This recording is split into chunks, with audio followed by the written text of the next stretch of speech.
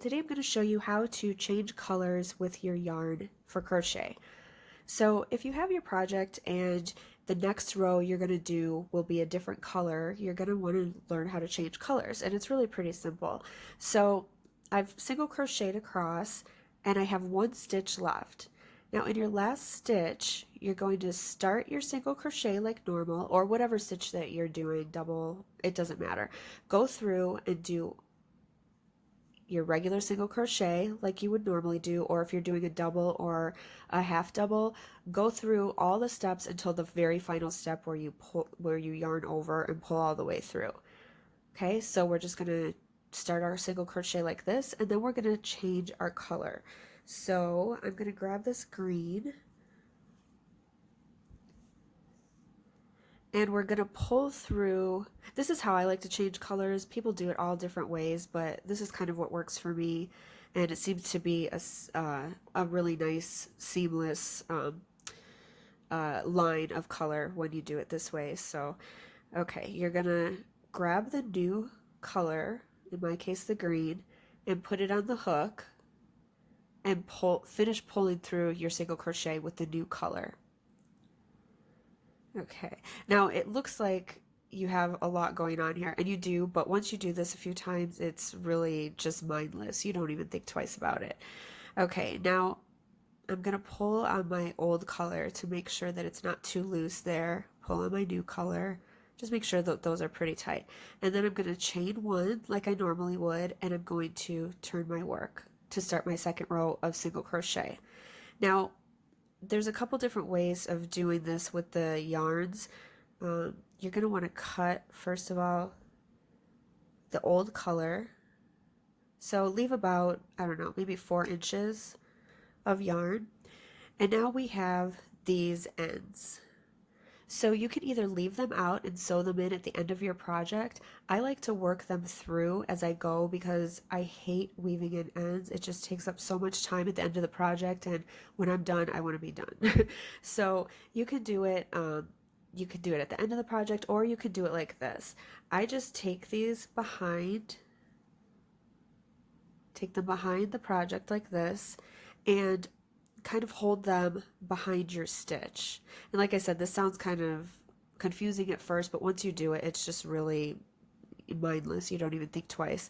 So I'm going to go into my first stitch here to do a single crochet, and I'm going to get underneath those two pieces in the back, those two stragglers.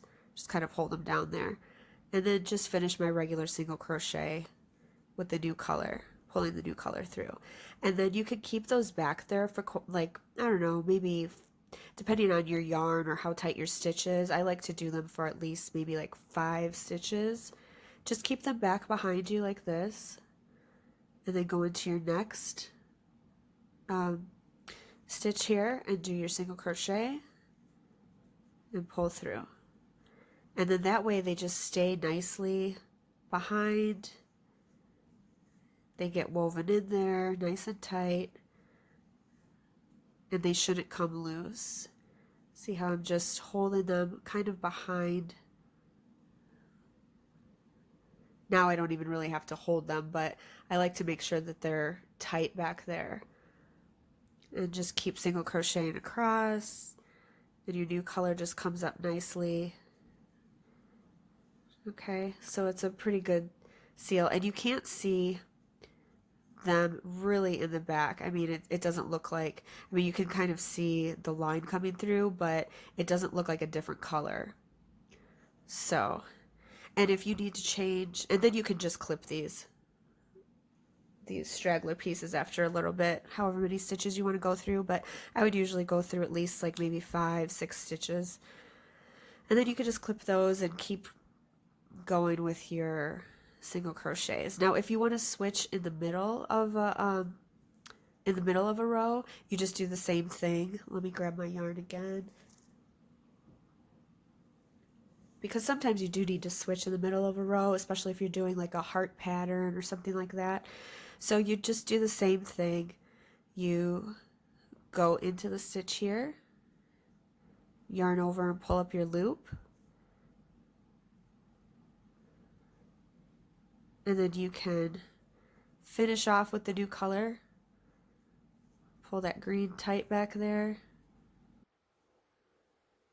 And then you just go into the next one. Grab the colors from behind again, both of them, and then keep going with your new color. And make sure that you're grabbing those.